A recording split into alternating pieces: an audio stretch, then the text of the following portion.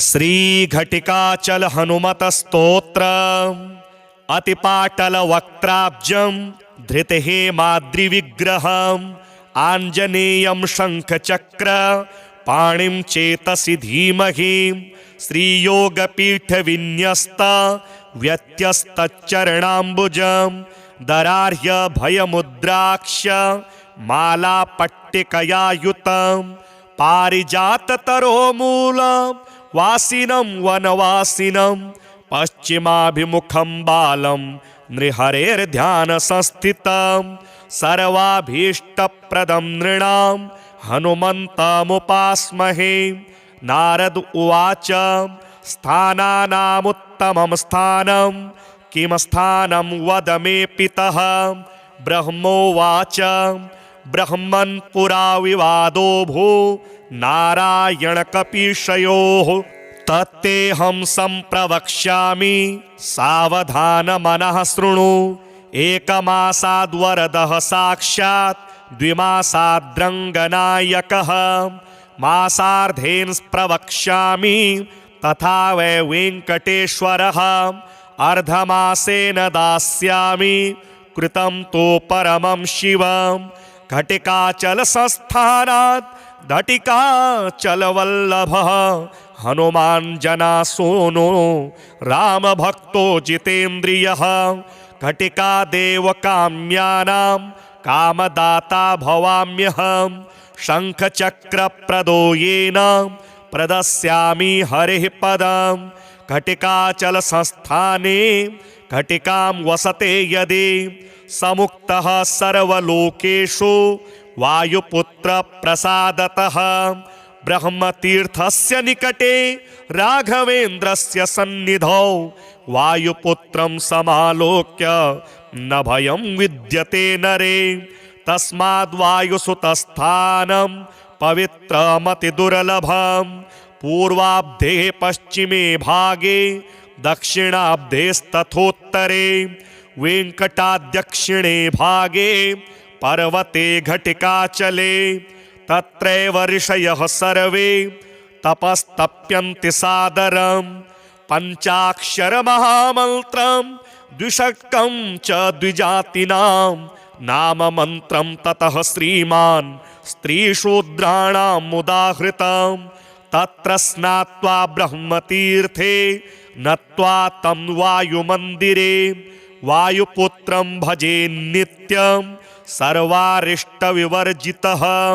सेवते मण्डलं नित्यं तथा वैह्यर्धमण्डलं वाञ्छितं विन्दते नित्यं वायुपुत्रप्रसादतः। तस्मात् त्वमपि भो पुत्र निवासं घटिकाचले। नारद उवाच कथं वासः प्रकर्तव्यो घटिकाचलमस्तके केन मन्त्रेण बलवान् आञ्जनेयः प्रसीदति। विधानं तस्य मन्त्रस्य होमं चैव विशेषतः कियत्कालं तत्र वासं कर्तव्यं तन्ममावद। ब्रह्मोवाच ब्रह्मतीर्थे ततः स्नात्वा हनुमत्सम्मुखे स्थितः द्वादशाक्षरमन्त्रं तु नित्यमष्टसहस्रकं जपेन्नियमतः शुद्धस्तद्भक्तस्तु परायणः। निराहारः फलाहारो ब्रह्मचर्यव्रते स्थितः मण्डलं तत्र वस्तव्यं भक्तियुक्तेन चेतसा। ध्यानश्लोकं प्रवक्ष्यामि शृणु नारद तत्त्वतः। तमञ्जनानन्दनमिन्दुबिम्ब निभाननं सुन्दरमप्रमेयं सीतासुतं सूक्ष्मगुणस्वदेहं श्रीरामपादार्पणचित्तवृत्तिम् एवं ध्यात्वा सदा भक्त्या तत्पादजलजं मुदा चतुर्थांशेन होमं वा कर्तव्यं पायसेन च। विधिना विधियुक्तस्तु विदित्वा घटिकाचलं जगाम जयमन्विच्छन् इन्द्रियाणां महामनाः। एवं नियमयुक्तः सन् यः करोति हरेः प्रियं विजयं विन्दते देहि वायुपुत्रप्रसादतः।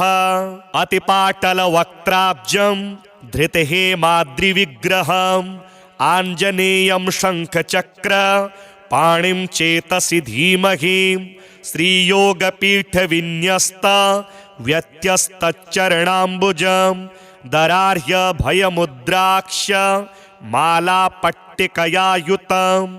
पारिजाततरोमूलं वासिनं वनवासिनं पश्चिमाभिमुखं बालं नृहरेर्ध्यानसंस्थितं। सर्वाभीष्टप्रदं नृणां हनुमन्तमुपास्महे।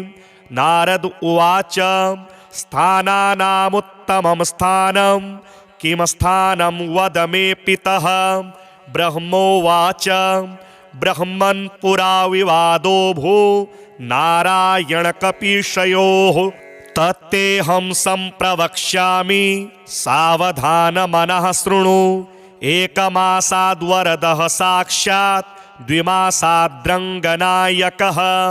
मासार्धेन प्रवक्ष्यामि तथा वै वेङ्कटेश्वरः। अर्धमासेन दास्यामि कृतं तु परमं शिवं। घटिकाचलसंस्थानात् घटिकाचलवल्लभः हनुमान् जनासूनो रामभक्तो जितेन्द्रियः।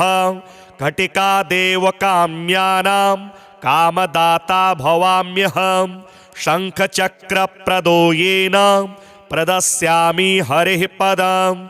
घटिकाचलसंस्थाने घटिकां वसते यदि समुक्तः सर्वलोकेषु वायुपुत्रप्रसादतः। ब्रह्मतीर्थस्य निकटे राघवेन्द्रस्य सन्निधौ वायुपुत्रं समालोक्य न भयं विद्यते नरे। तस्माद्वायुसुतस्थानं पवित्रमतिदुर्लभं। पूर्वाब्धे पश्चिमे भागे दक्षिणाब्धेस्तथोत्तरे वेङ्कटाद्यक्षिणे भागे पर्वते घटिकाचले। तत्रैव ऋषयः सर्वे तपस्तप्यन्ति सादरं। पञ्चाक्षरमहामन्त्रं द्विषट्कं च द्विजातीनां नाममन्त्रं ततः श्रीमान् स्त्रीशूद्राणाम् उदाहृतं। तत्र स्नात्वा ब्रह्मतीर्थे नत्वा तं वायुमन्दिरे वायुपुत्रं भजे नित्यं सर्वारिष्टविवर्जितः। सेवते मण्डलं नित्यं तथा वैह्यर्धमण्डलं। वाञ्छितं विन्दते नित्यं वायुपुत्रप्रसादतः। तस्मात् त्वमपि भो पुत्र निवासं घटिकाचले। नारद उवाच कथं वासः प्रकर्तव्यो घटिकाचलमस्तके। केन मन्त्रेण बलवान् आञ्जनेयः प्रसीदति। विधानं तस्य मन्त्रस्य होमं चैव विशेषतः। कियत्कालं तत्र वासं कर्तव्यं तन्ममावद।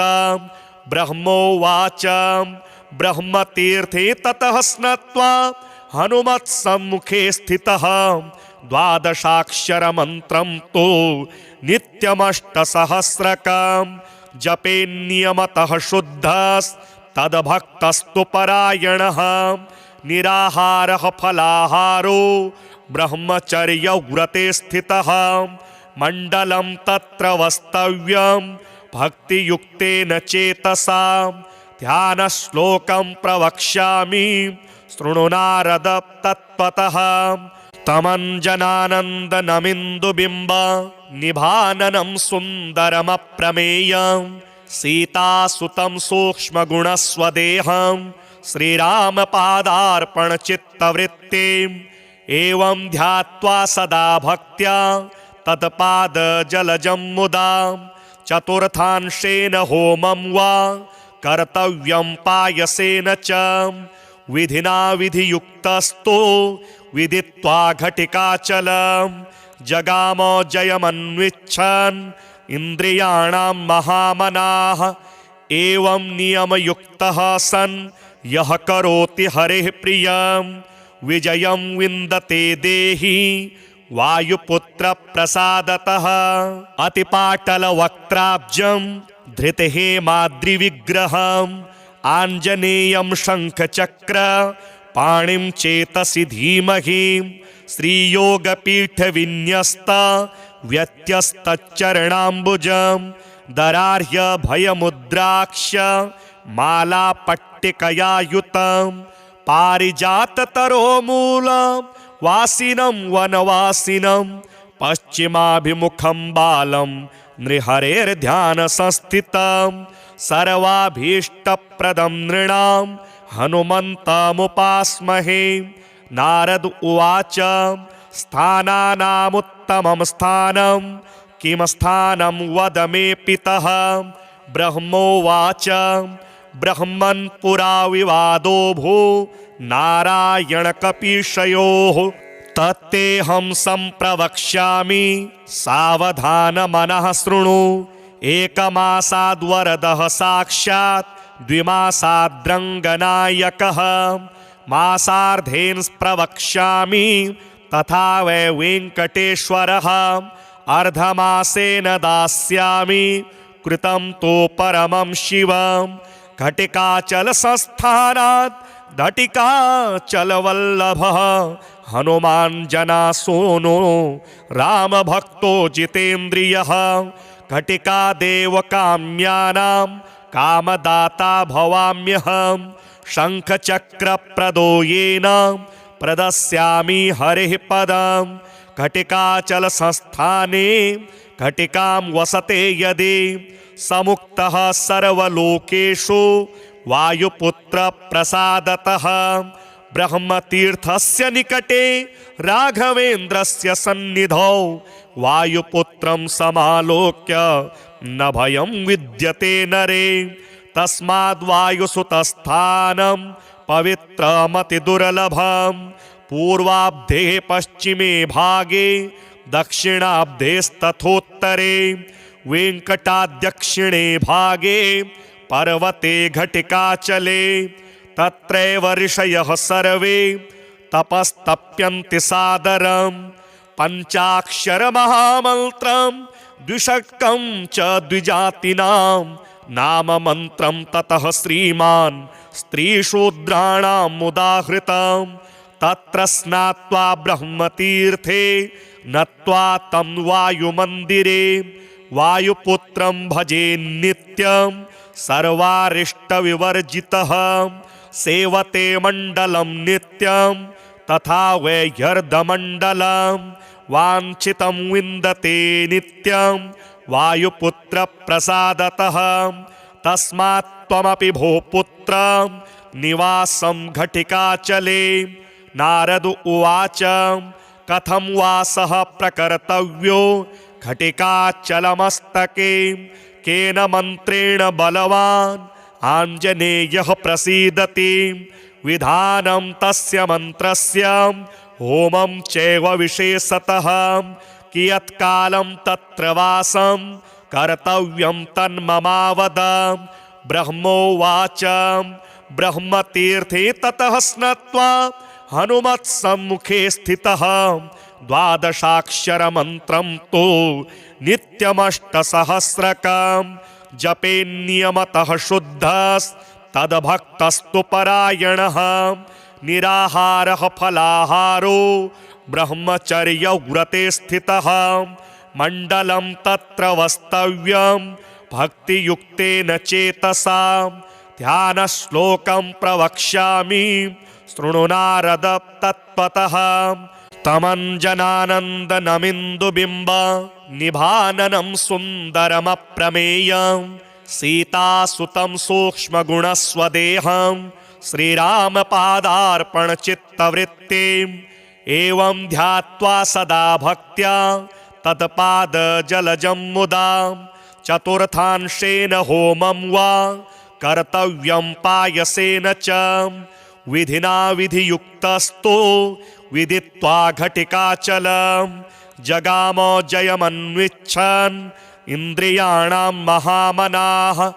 एवं नियमयुक्तः सन् यः करोति हरेः प्रियं विजयं विन्दते देहि वायुपुत्रप्रसादतः। अतिपाटलवक्त्राब्जं धृतहेमाद्रिविग्रहम् आञ्जनेयं शङ्खचक्र पाणिं चेतसि धीमहि। श्रीयोगपीठविन्यस्त व्यत्यस्तचरणाम्बुजं दरार्ह्य भयमुद्राक्ष मालापट्टिकया युतं। पारिजाततरोमूलं वासिनं वनवासिनं पश्चिमाभिमुखं बालं नृहरेर्ध्यानसंस्थितं।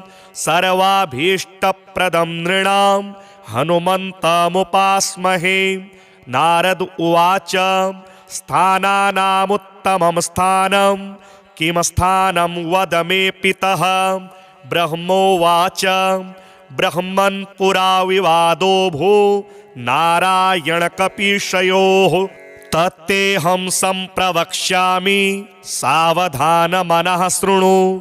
एकमासाद्वरदः साक्षात् द्विमासाद्रङ्गनायकः।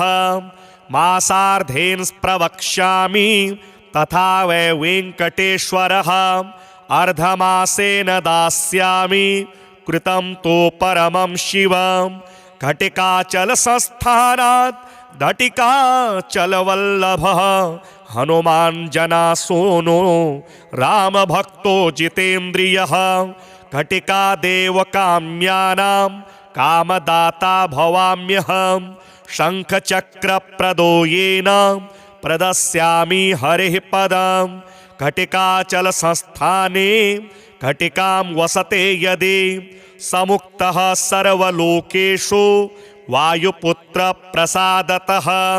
ब्रह्मतीर्थस्य निकटे राघवेन्द्रस्य सन्निधौ वायुपुत्रं समालोक्य न भयं विद्यते नरे। तस्माद्वायुसुतस्थानं पवित्रमतिदुर्लभं। पूर्वाब्धे पश्चिमे भागे दक्षिणाब्धेस्तथोत्तरे। वेङ्कटाद्यक्षिणे भागे पर्वते घटिकाचले। तत्रैव ऋषयः सर्वे तपस्तप्यन्ति सादरम्। पञ्चाक्षरमहामन्त्रं द्विषट्कं च द्विजातीनां नाममन्त्रं ततः श्रीमान् स्त्रीशूद्राणाम् उदाहृतं। तत्र स्नात्वा ब्रह्मतीर्थे नत्वा तं वायुमन्दिरे। वायुपुत्रं भजे नित्यं सर्वारिष्टविवर्जितः। सेवते मण्डलं नित्यं तथा वैह्यर्धमण्डलं। वाञ्छितं विन्दते नित्यं वायुपुत्रप्रसादतः। तस्मात् त्वमपि भो पुत्र निवासं घटिकाचले। नारद उवाच कथं वासः प्रकर्तव्यो घटिकाचलमस्तके। केन मन्त्रेण बलवान् आञ्जनेयः प्रसीदति। विधानं तस्य मन्त्रस्य होमं चैव विशेषतः। कियत्कालं तत्र वासं कर्तव्यं तन्ममावद। ब्रह्मोवाच ब्रह्मतीर्थे ततः स्नात्वा हनुमत्सम्मुखे स्थितः। द्वादशाक्षरमन्त्रं तु नित्यमष्टसहस्रकं। जपेन्नियमतः शुद्धस्तद्भक्तस्तु परायणः। निराहारः फलाहारो ब्रह्मचर्यव्रते स्थितः। मण्डलं तत्र वस्तव्यं भक्तियुक्तेन चेतसा। ध्यानश्लोकं प्रवक्ष्यामि शृणु नारद तत्त्वतः। तमञ्जनानन्दनमिन्दुबिम्ब निभाननं सुन्दरमप्रमेयं। सीतासुतं सूक्ष्मगुणस्वदेहं श्रीरामपादार्पणचित्तवृत्तिम्। एवं ध्यात्वा सदा भक्त्या तत्पादजलजं मुदा। चतुर्थांशेन होमं वा कर्तव्यं पायसेन च। विधिना विधियुक्तस्तो विदित्वा घटिकाचलं। जगाम जयमन्विच्छन् इन्द्रियाणां महामनाः। एवं नियमयुक्तः सन् यः करोति हरेः प्रियं विजयं विन्दते देहि वायुपुत्र प्रसादतः। अतिपाटलवक्त्राब्जं धृतहेमाद्रिविग्रहम् आञ्जनेयं शङ्खचक्र पाणिं चेतसि धीमहि। श्रीयोगपीठविन्यस्त व्यत्यस्तच्चरणाम्बुजं दरार्य भयमुद्राक्ष मालापट्टिकया युतं। पारिजाततरोमूलं वासिनं वनवासिनं पश्चिमाभिमुखं बालं नृहरेर्ध्यानसंस्थितं। सर्वाभीष्टप्रदं नृणां हनुमन्तमुपास्महे। नारद उवाच स्थानानामुत्तमं स्थानं किं स्थानं वद मे पितः। ब्रह्मोवाच ब्रह्मन् पुरा विवादो भू नारायणकपीशयोः। तत्तेऽहं सम्प्रवक्ष्यामि सावधानमनः शृणु। एकमासाद्वरदः साक्षात् द्विमासाद्रङ्गनायकः। मासार्धेन प्रवक्ष्यामि तथा वै वेङ्कटेश्वरः। अर्धमासेन दास्यामि कृतं तु परमं शिवम्। घटिकाचलसंस्थानात् घटिकाचलवल्लभः हनुमान् जनासूनो रामभक्तो जितेन्द्रियः। घटिकादेव काम्यानां कामदाता भवाम्यहम्। शङ्खचक्रप्रदो येन प्रदस्यामि हरिः पदम्। घटिकाचलसंस्थाने घटिकां वसते यदि समुक्तः सर्वलोकेषु वायुपुत्र प्रसादतः। ब्रह्मतीर्थस्य निकटे राघवेन्द्रस्य सन्निधौ वायुपुत्रं समालोक्य न भयं विद्यते नरे। तस्माद्वायुसुतस्थानं पवित्रमतिदुर्लभम्। पूर्वाब्धे पश्चिमे भागे दक्षिणाब्धेस्तथोत्तरे वेङ्कटाद्यक्षिणे भागे पर्वते घटिकाचले। तत्रैव ऋषयः सर्वे तपस्तप्यन्ति सादरम्। पञ्चाक्षरमहामन्त्रं द्विषट्कं च द्विजातीनां नाममन्त्रं ततः श्रीमान् स्त्रीशूद्राणाम् उदाहृतम्। तत्र स्नात्वा ब्रह्मतीर्थे नत्वा तं वायुमन्दिरे वायुपुत्रं भजे नित्यं सर्वारिष्टविवर्जितः। सेवते मण्डलं नित्यं तथा वैह्यर्धमण्डलं वाञ्छितं विन्दते नित्यं वायुपुत्र प्रसादतः। तस्मात् त्वमपि भो पुत्र निवासं घटिकाचले। नारद उवाच कथं वासः प्रकर्तव्यो घटिकाचलमस्तके। केन मन्त्रेण बलवान् आञ्जनेयः प्रसीदति। विधानं तस्य मन्त्रस्य होमं चैव विशेषतः। कियत्कालं तत्र वासं कर्तव्यं तन्ममावद। ब्रह्मोवाच ब्रह्मतीर्थे ततः स्नात्वा हनुमत्सम्मुखे स्थितः। द्वादशाक्षरमन्त्रं तु नित्यमष्टसहस्रकं जपेन्नियमतः शुद्धस्तद्भक्तस्तु परायणः। निराहारः फलाहारो ब्रह्मचर्यव्रते स्थितः। मण्डलं तत्र वस्तव्यं भक्तियुक्तेन चेतसा। ध्यानश्लोकं प्रवक्ष्यामि शृणु नारद तत्त्वतः। तमञ्जनानन्दनमिन्दुबिम्ब निभाननं सुन्दरमप्रमेयं सीतासुतं सूक्ष्मगुणस्वदेहं श्रीरामपादार्पणचित्तवृत्तिम्। एवं ध्यात्वा सदा भक्त्या तत्पादजलजं मुदा। चतुर्थांशेन होमं वा कर्तव्यं पायसेन च। विधिना विधियुक्तस्तो विदित्वा घटिकाचलं जगाम जयमन्विच्छन् इन्द्रियाणां महामनाः। एवं नियमयुक्तः सन् यः करोति हरेः प्रियं विजयं विन्दते देहि वायुपुत्रप्रसादतः। अतिपाटलवक्त्राब्जं धृतहेमाद्रिविग्रहम् आञ्जनेयं शङ्खचक्र पाणिं चेतसि धीमहि। श्रीयोगपीठविन्यस्त व्यत्यस्तचरणाम्बुजं दरार्ह्य भयमुद्राक्ष मालापट्टिकया युतं। पारिजाततरोमूलं वासिनं वनवासिनं पश्चिमाभिमुखं बालं नृहरेर्ध्यानसंस्थितं। सर्वाभीष्टप्रदं नृणां हनुमन्तमुपास्महे। नारद उवाच स्थानानामुत्तमं स्थानं किं स्थानं वद मे पितः। ब्रह्मोवाच ब्रह्मन् पुरा विवादो भू नारायणकपीशयोः। तत्तेऽहं सम्प्रवक्ष्यामि सावधानमनः शृणु। एकमासाद्वरदः साक्षात् द्विमासाद्रङ्गनायकः। मासार्धेन प्रवक्ष्यामि तथा वै वेङ्कटेश्वरः। अर्धमासेन दास्यामि कृतं तु परमं शिवम्। घटिकाचलसंस्थानात् घटिकाचलवल्लभः हनुमान् जनासूनो रामभक्तो जितेन्द्रियः। घटिकादेवकाम्यानां कामदाता भवाम्यहम्। शङ्खचक्रप्रदो येन प्रदस्यामि हरिः पदम्।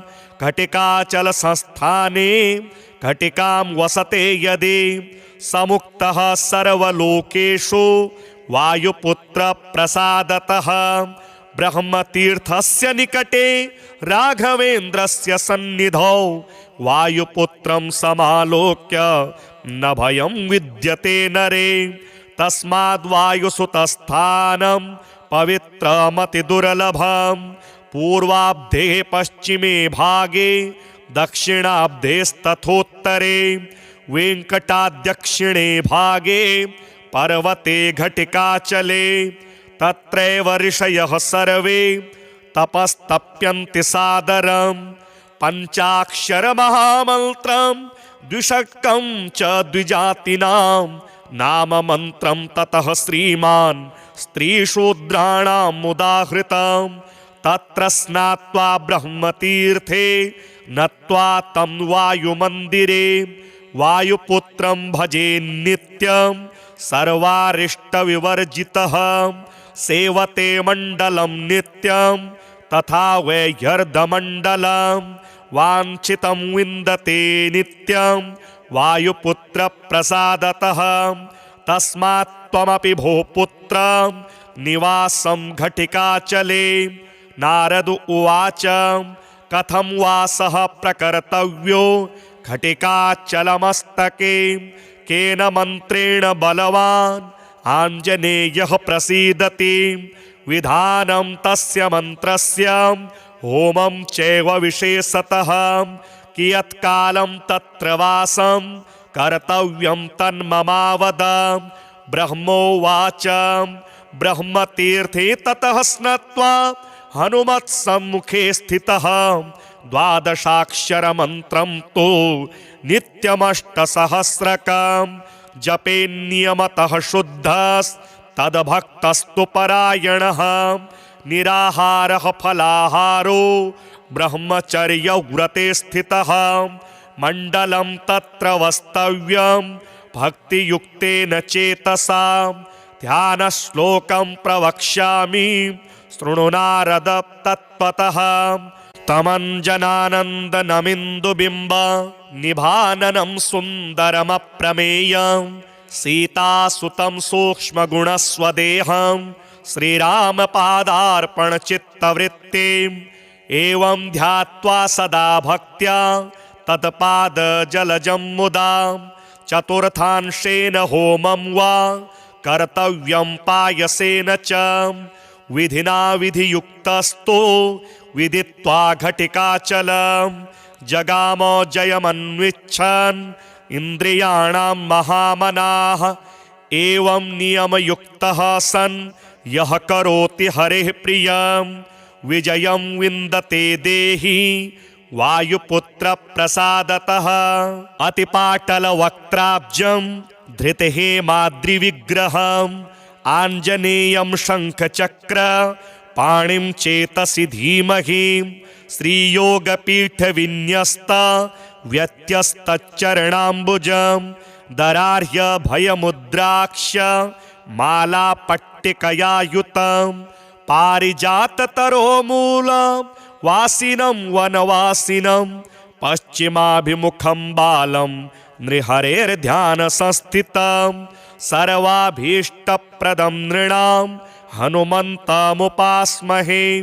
नारद उवाच स्थानानामुत्तमं स्थानं किं स्थानं वद मे पितः। ब्रह्मोवाच ब्रह्मन् पुरा विवादो भू नारायणकपीशयोः। तत्तेऽहं सम्प्रवक्ष्यामि सावधानमनः शृणु। एकमासाद्वरदः साक्षात् द्विमासाद्रङ्गनायकः। मासार्धेन प्रवक्ष्यामि तथा वै वेङ्कटेश्वरः। अर्धमासेन दास्यामि कृतं तु परमं शिवं। घटिकाचलसंस्थानात् घटिकाचलवल्लभः हनुमान् जनासूनो रामभक्तो जितेन्द्रियः। घटिकादेवकाम्यानां कामदाता भवाम्यहम्। शङ्खचक्रप्रदो येन प्रदस्यामि हरिः पदम्। घटिकाचलसंस्थाने घटिकां वसते यदि समुक्तः सर्वलोकेषु वायुपुत्रप्रसादतः। ब्रह्मतीर्थस्य निकटे राघवेन्द्रस्य सन्निधौ वायुपुत्रं समालोक्य न भयं विद्यते नरे।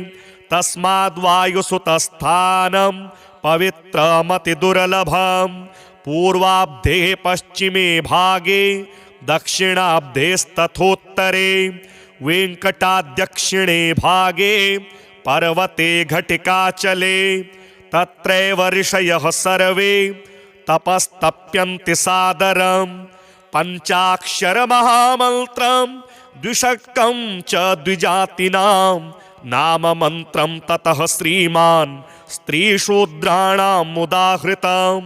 तत्र स्नात्वा ब्रह्मतीर्थे नत्वा तं वायुमन्दिरे। वायुपुत्रं भजे नित्यं सर्वारिष्टविवर्जितः। सेवते मण्डलं नित्यं तथा वैह्यर्धमण्डलं। वाञ्छितं विन्दते नित्यं वायुपुत्रप्रसादतः। तस्मात् त्वमपि भो पुत्र निवासं घटिकाचले। नारद उवाच कथं वासः प्रकर्तव्यो घटिकाचलमस्तके। केन मन्त्रेण बलवान् आञ्जनेयः प्रसीदति। विधानं तस्य मन्त्रस्य होमं चैव विशेषतः। कियत्कालं तत्र वासं कर्तव्यं तन्ममावद। ब्रह्मोवाच ब्रह्मतीर्थे ततः स्नात्वा हनुमत्सम्मुखे स्थितः। द्वादशाक्षरमन्त्रं तु नित्यमष्टसहस्रकं। जपेन्नियमतः शुद्धस्तद्भक्तस्तु परायणः। निराहारः फलाहारो ब्रह्मचर्यव्रते स्थितः। मण्डलं तत्र वस्तव्यं भक्तियुक्तेन चेतसा। ध्यानश्लोकं प्रवक्ष्यामि शृणु नारद तत्त्वतः। तमञ्जनानन्दनमिन्दुबिम्ब निभाननं सुन्दरमप्रमेयं। सीतासुतं सूक्ष्मगुणस्वदेहं श्रीरामपादार्पणचित्तवृत्तिम्। एवं ध्यात्वा सदा भक्त्या तत्पादजलजं मुदा। चतुर्थांशेन होमं वा कर्तव्यं पायसेन च। विधिना विधियुक्तस्तो विदित्वा घटिकाचलं।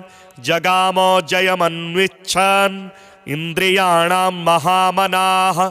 एवं नियमयुक्तः सन् यः करोति हरेः प्रियं विजयं विन्दते देहि वायुपुत्रप्रसादतः।